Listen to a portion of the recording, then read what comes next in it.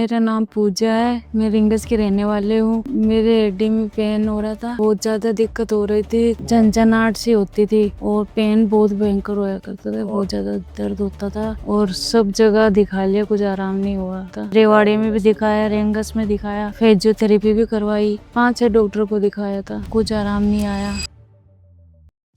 If the first step in the morning hurts you the most, then your heel is trying to tell you something. Plantar fascia एक fibrous band होता है जो हमारे foot की arches को support करता है। कभी कभी फुट के रॉन्ग बायोमैकेनिक्स और बहुत सारे फैक्टर्स के कारण इस प्लांटर फेशिया की थिकनेस मोटी हो जाती है। इसकी यूजुअल थिकनेस होती है अराउंड 2 to 4 mm, बट अगर ये उससे ज्यादा होता है तो इसको प्लांटर fasciitis कहते हैं। कभी कभी यहाँ पे calcaneal secondary changes like calcaneal spur भी हो जाता है, जो भी इरिटेशन और इन्फ्लेमेशन का कारण बनता है। जब ऐसा होता है कि प्लांटर फेशिया की थिकनेस काफी ज्यादा हो जाती है तो यहाँ पे कुछ नर्व्स होती हैं, उनका एंट्रैपमेंट और पेन भी हो सकता है, जिसमें सबसे कॉमन होती है लैटरल प्लांटर नर्व, जिसको हम बैक्स्टर्स नर्व कहते हैं, या फिर मीडियल कैल्केनियल नर्व्स। तो हमें ये समझना होगा कि ये जो हील पेन है, इसमें हमें कब डॉक्टर की राय लेनी चाहिए। कभी भी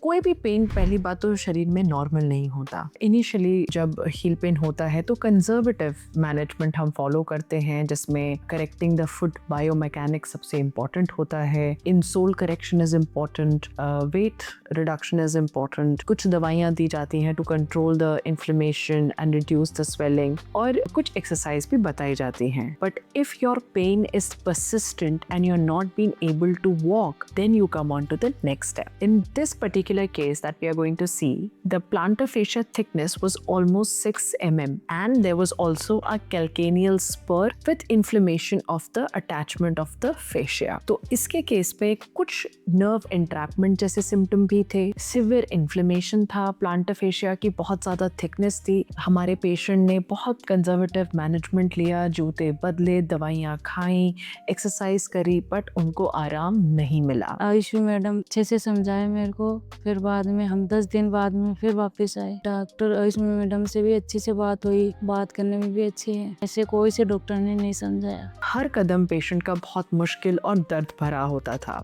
सो then we decided very precise image guided minimum intervention, और हमने लिया सहारा USG और सियाम का। सियाम को यूज किया गया to ascertain the bony landmarks and calcaneal spur, and ultrasound का सहारा लिया गया to ascertain the soft tissue landmarks like plantar fascia. तो इस पेशेंट में we very precisely under ultrasound guided we did plantar fascia block and we did calcaneal the hydrodissection around the inflammation and at the attachment of fascia, calcaneal ligament and calcaneal spur, along with the prolotherapy to reduce the inflammation so that the plantar fascia can recover and we can work very precisely at the very pain generators. Along with that, a very important step was taken, and that was functional restoration, which came in the form of 360-degree rehabilitation, which included CAD/CAM assisted insole, plantar fascia stretching, strengthening of calf muscles and stretching of calf muscles. So